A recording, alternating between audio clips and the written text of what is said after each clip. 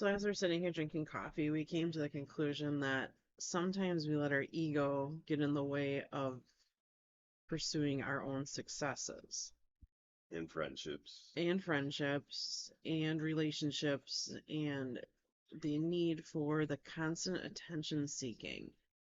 So once you take your ego completely out, you become absolutely 100% open to so many ideas, so many creative avenues, so many abilities to do the things that you were born to do. And we're just talking about a friend of his that has a business and believes that he is always right no matter what. And especially in a business, you can't have that. You have to be able to separate yourself from the. I just literally lost my train of thought. Um, You have to be able to silence the ego enough to work with other people. there you And go.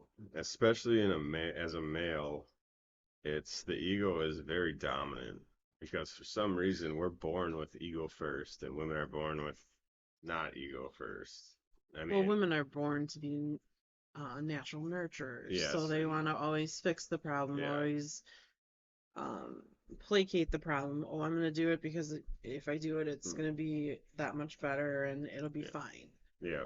And I think that especially in business, I mean, I even in my business psychology class, they talked about no ego when you do business because it gets in the way of success. It gets in the way of looking at things from a different point of view. I mean, even if you look at the Tates and Waller and all these successful guys, they talk about no ego in business because if you do that, you don't listen to anyone, and then you have no team, and without no team, you have no success because you can't be successful by yourself.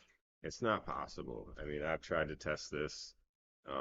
The Tates talk about it. Anyone on the top 1% talks that you can't get there without a team. Correct, And absolutely. and you can't have a team with ego. It's just Because there's not enough hours in the day for one person to do everything. hmm As proof, the last week and a half, we haven't really had a whole lot of podcasts and stuff because I have had to put in so many hours at work. And it's a matter of when you're forced to do everything and you have no support, no help, you get burnt out so easily. hmm You come home, you really don't want to do anything else. You don't have the energy to do anything else. And that really squashes a lot of your creativity. yeah, And and productivity. oh God, yeah.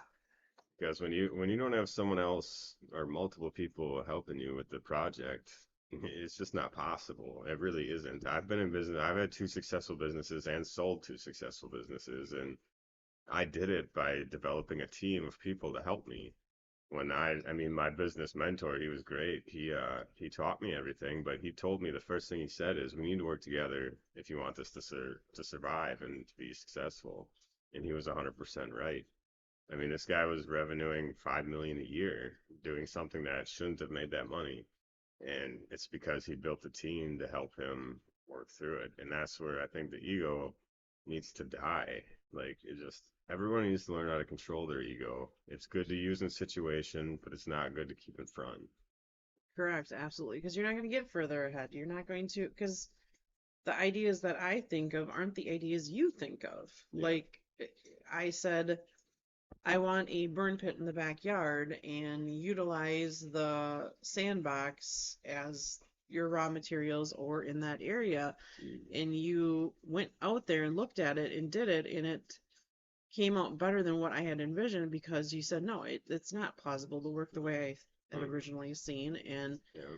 I have, I can squash my ego and say, yeah, you're right. And it looks great. It's the Mhm. same principle. And I was able to utilize products from that because you mentioned that. Because normally I wouldn't have used the sand from it, and I still did because I'm like, oh, maybe I still could use some of this, and I did, and it worked out great. And that's a good example of silencing the ego because I've built a lot of fire pits in the past, and I was just going to do it the way I normally do it. But I looked at it and I tried to find a way to do it the way you wanted, but I'm like, it's just not going to work. But I can do it next to it, and I can utilize some of the material there to make it, and it turned out pretty nice. I mean, it's Exactly. nicer than anyone I've installed before.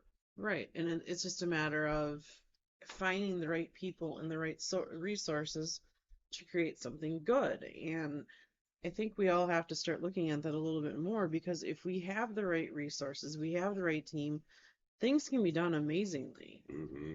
And you can work, on those days where you have to work efficiently, you're gonna work efficiently. On the days that you have everyone there and the abundance is great, and those days you know darn well that it's going to go better because you had to struggle on some of those days, and it's the team that you build around. And it's, you have to, one, you're letting go of the ego, two, you have to let go of the excuses. Yeah. Excuses are the one thing that will literally kill you. Hmm. Absolutely. And it's, if you're not right for the position or not right for the job, and all you find are excuses, then maybe it's time you find something else. Exactly. And I think a big part of letting go of your ego and accepting that other people know their role very well means you have the best possible player in the position you need. Because not everybody's good at everything in business. I mean, I'm not good at certain things. I'm not good at paperwork. So I had people that are phenomenal at paperwork. I wasn't good at customer relations at first, so I hired somebody that was. Um, and then over the years, I learned from these people, but they have years of experience on me. I still would hire someone to do customer relations, even though I have a lot of years in it. I still am able to accept that I'm not the best person for the role. Right. And I think a lot of people need to look at that, and that's how you build a team is you get really good at the position you're at. And then even though you may be great at something else, there is someone who's better at that position because that's what they've been doing. So you need to let your ego down and say, okay, I may know how to do this, but they might know how to do it a little bit better. So I'm going to let them do it first and test it. And I think that that's very important to business and just life in general, your friends. Like, just playing it into friendships, like you gotta accept that the people you're surrounding yourself with are on the same level as you. Otherwise, why are you hanging around them? Well, and they don't necessarily have to be exactly on your exact level, but they have to bring something to the table that's going to enhance That's what I your mean. friend. Like, Because I don't think you're going to find someone who is ever going to be on your level, yeah, except for probably your daughter. yeah, Um, yeah, that's a fact. but I mean, you have to accept the fact that there's going to be some differences, but there's enough likes there and there's enough commonality that you are going to form a friendship Mm-hmm. that can grow and go into something more. So if, say, hey, your buddy hits you up and says, "Hey, can you come build this wall with me or dig this hole or whatever the Mm-hmm. case may be," you can be like, "Okay, yeah, absolutely." Yeah. And it's just I think for me, what I mean by finding people on my level is I excel at a lot of things because I've spent a lot of time learning these things. But what I mean is, I want someone who spent a lot of time learning a specific thing too. correct. So, like, painting is a good one for me because I'm terrible at it, and I'm not good at learning it for some reason. So what I would do is I would find someone who is tremendous at painting and maybe not so good at anything else, but they're good at painting. So heck yeah, they're part of my team because they can do a skill I can't do, and I'm smart enough to know I'm gonna let them do it. I'm just gonna say, okay, this is what I need. I trust you. Do it. Right. And I know they're gonna deliver me a product, even if it's the way I didn't think it should be done. I'm still gonna let them Hmm. do it. And that's a really good example of why me and a friend recently had a falling out was because he just could not accept that I knew what I was doing for something I've been doing for years since I was a little kid. And I was very good at that. And he had been doing it recently, and he was very good at it also. I just knew some tricks to the trade that he didn't want to accept for true or right. And that's where we had a big issue. And then it became an ego battle between the two of us, and it just ended in a falling out. And that's not a good way to live for anybody, even in friendship. And I think the ego it was a big part of that. And I'm not saying everyone's going to just remove their ego because you can't. You need to use it at certain times, but I think you need to have a little more compassion before ego. And I think a lot of us guys need to start looking at women better because women have the ability to just naturally do that. Put the ego aside to work through the problem as whereas guys are, and I can speak on this because I am a guy that was very egotistical. We just go ego first, and that's not a good way to do it. And then anyone you listen to is will tell you that ego should die first. You have to, because you hold your ego and then you listen to the thoughts and conversations you have from the people who you consider your friends, and then they feed your ego, and or you post the picture on social media and that feeds your ego, and then you become this person who you really don't know who you are, because you're looking in the mirror and saying, how did it get here? where did i where did I go so wrong in the my beliefs and what I thought? Yeah, And absolutely. it's a matter of, I let my friends dictate, and social media, who are your so-called media friends, dictate how you should do things. Like, they dictated how I should be in a relationship, they dictated how I should say things, and in reality it cost a very good relationship, and it put a lot of speed bumps up, and it caused a huge strife between the two, him and I. And looking back at some of the stuff, it's like, well, if I would have just not needed my ego stroked, or I didn't need to have, a million likes on a photo, Mhm. things would have been a whole lot different, and I may have been in a different place right now. Mhm. So to me, it's, females have it too. And Mhm. there's our matter of, it's the social media saying, oh, you're so pretty, oh, you're so beautiful, Yeah, it's oh, the you're so this. gratification. Yeah. And it's instant gratification. It's that 30 seconds of dopamine that you're getting. Oh my gosh. Well, now you get hit by 100 likes in your 30 seconds each one. Mhm. That boosts your ego through the roof. And Yeah, it causes a huge problem too in females, yeah, but then the problem there is your ego wants it all the time, and it, because you get addicted to it. yeah, it's just like anything else, and I get that because for a while I was posting my workout pictures and I loved the attention, but then I was struggling to find a comparable mate, and I realized that it was my ego that was looking for the mate, not my actual. I had to sit down and think, like, is this what I really want? And I did find someone pretty great as soon as I stopped doing those things. I stopped feeding the ego, and I firmly believe that the death of the ego is the rebirth of the world, and um, we need to stop with the Instagram, the Facebook, and all that stuff too, because it's not important. Like, Well, I think a lot of that too is, you can talk behind a screen, but you can't talk in person anymore. yes, absolutely. So one, you're getting your addiction to the fake likes. Mhm. Two, you're getting the, I need this all the time. I have to be on it all the time. I have to post the next picture. I have to do the next thing. And in some, that's totally fine. Influencers do it all the time. I get it. I understand it. Mhm. That's different.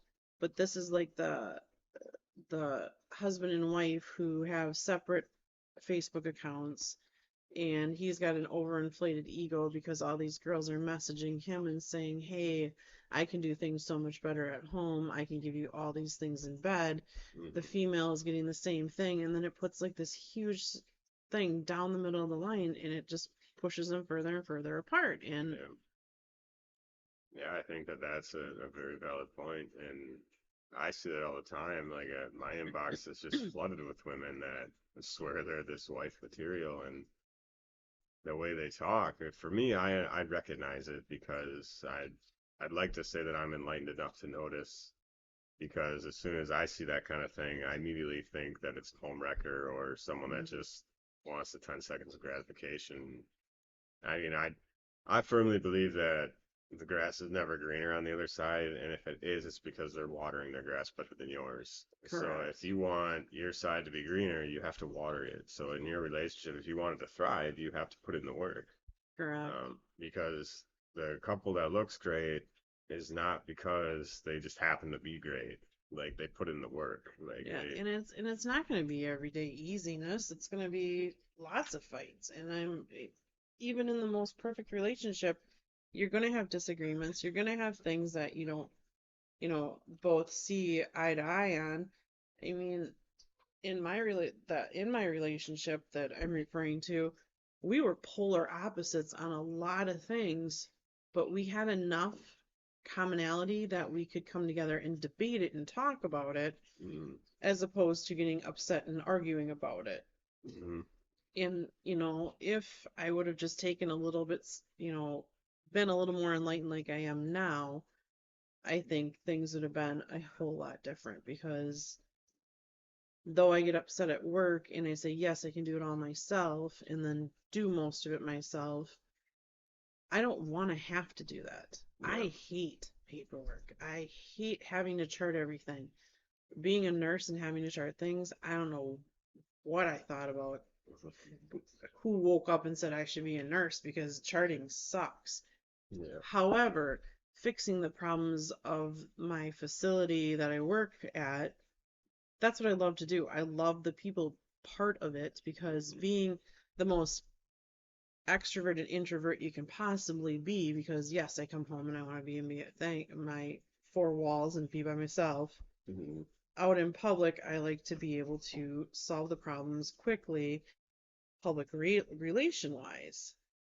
But And that in itself could be an ego stroke too, because the fact that you have the ability to take on all of that and accomplish it is in fact an ego stroke. I mean, not that you necessarily want that, but for some people that they do that purely because of ego, but then correct, they also get the counter ego hit that's positive because then people praise them for it. They correct. say, "Oh, well, you're amazing because you do all this," and it's like, well, yes, but I'm dying inside because now my ego is running the show, and I have no time for anything. I mean, I'm not necessarily saying that's with your case, but I have But seen I that with feel a it lot of is, people. I do 100% right now feel that that's how it is at work right now for Yeah, me. Because I go to work, I'm there. Obviously, we get up, we do this podcast. I then get ready to go to work, and I'm there usually until anywhere from 6 to 10 at night. mm-hmm. And that takes away so many things I could be doing at home because I still do run a custom design business. Still thinking of the ideas for the podcast, still thinking of the other things that you and I have always talked about and we are formulating and doing. Mm-hmm. And that's taking away my ability because I'm having to use my ego now at work because it's all we have Mm-hmm. to get everything done. And that's not fair to me Mm-hmm. because one, it's going to burn me out quickly because it Mm-hmm. does. When you ride on your ego for so long, it's like Mm-hmm. riding on a hot flame.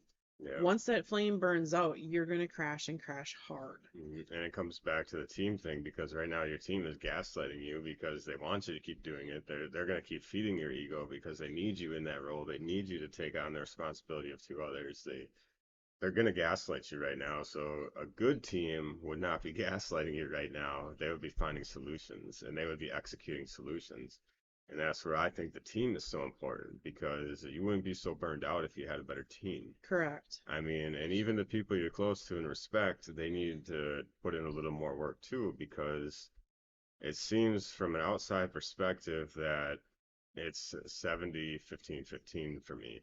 I'm Hmm. seeing 15% of input from the other two that are doing well when they should really be putting in more effort to help you on your end to accomplish these goals. And it's Well, and not, in their defense too, I will say that they have offered to take some of the stuff, but again, I had said when I decided to take on this role, mm, I'm trying to alleviate because they have, though they're 15% of mine, they still have 90% of yeah, other things and they have to do. I know, and I'm not So, discrediting that. I'm right. just saying from an But outside looking out, perspective, yep, yeah, yep, just from what I can see with my very narrow vision of it, it seems like the team you have around you needs to focus a little more on that end just to get that back in order before they can move back outward to what their other projects are. correct. And I think that's what we're doing.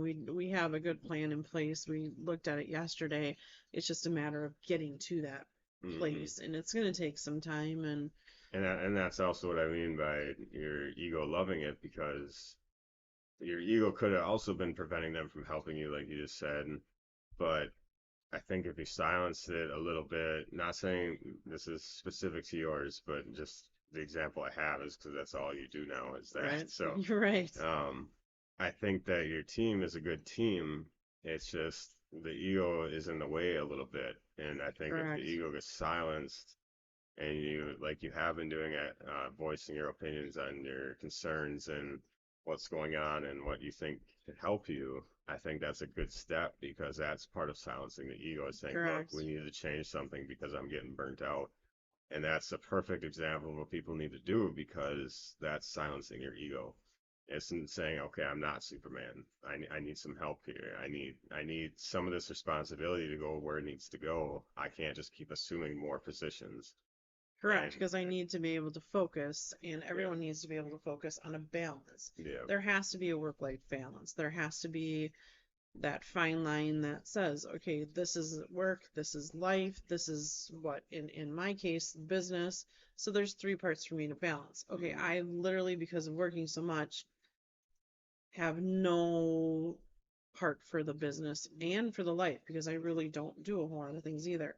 So now I'm shifting back and saying, hey, this is what I'm going to give you, and this is all I can give you. yeah, And let's change things. And that is squashing my ego because do I think in my mind I can do it? Oh, yes, absolutely. mm, There's not enough hours in the day, though, to do it. mm, And I've realized that now, and I've changed my thought process and taken a lot of my ego down to get to where I am right now. And I think mm, if more people chose to do that and just looked at it and said, okay, yeah, I'm complaining constantly every day about how I'm so overworked and I'm going to school and I'm doing this. Okay, maybe if you focus less on that and said, okay, today I'm going to give you 20% more, mhm. I think things would be a lot further. Yeah, absolutely. And I think that people, part of what people's issues are, and I mean, I'm not a psychiatrist, I'm not a licensed, Yeah, none of it, uh, we're not therapists. We aren't going to no, give this you is advice. all, This is all what we've seen in our yeah, own this opinions. is purely my own opinion that yes, you can take on as many things as you want, but make sure the things you take on, you're giving 100% to in the moment they need it.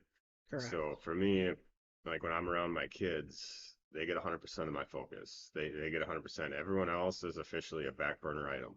Yep. But when it comes time to do work, work gets 100%, and my kids become back burner. And I know I'm going to get a lot of backlash for that. But my kids love me more than most kids love their parents. And I think what I'm doing is right because my kids understand. But that's also for me communicating with my children that this is how life is. So, I mean, in your specific example for your one employee, is they accepted the responsibility of going to school, but they also accepted the responsibility of work with a certain amount of hours required to be at 100%. So I think that they need to, from what I'm hearing, they need to stop when they're at work worrying about the outside shit. Mm-hmm. And they need to You focus. did really good up I until did really now. well, and Wow. I mean, I Now did, censorship's gonna have to go all the way to the end. yeah, I'm gonna make them work today. But I think that in her specific scenario, from what I can see, is she needs to focus on work when she's at work and see it through. And I firmly believe that she'll get a lot of gratification and a lot of satisfaction out of her own life if she were to give her work 100% and her school 100% afterwards.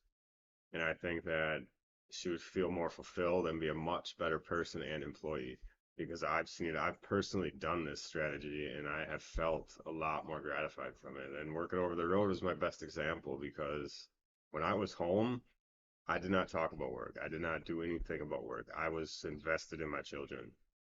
And it worked tremendously. And my relationship was thriving. My children and my relationship was thriving. And when I went to work, I was considered to be a rock star because I didn't worry about home life because I had a good team at home and a good counterpart at home to take care of that. And I was able to say, okay, I can let go here and I'm going to give 100% here. And I think your one specific employee needs to thrive from that because it doesn't seem like they know how to balance that and how to give it 100%. It seems like they're half-assing both things. Correct. And I can speak from experience because I used to half-ass everything I did because I felt I needed to because Yeah, I you're had just so gonna much go going on. full board now and let the Yeah, censorship just fly. yeah. Let censorship just have a field day with this one. I don't think I can be censored for ass, but Well, um, it is a donkey I technically. didn't drop the F-bomb today, which is good. Yeah, that is pretty Um, good. I'm doing good, so nobody can start a drinking game on me off this podcast Yeah, because no, this one you'll fail miserably. You aren't yeah, gonna get, lit before work. So, yeah. But yeah, just let the ego die today.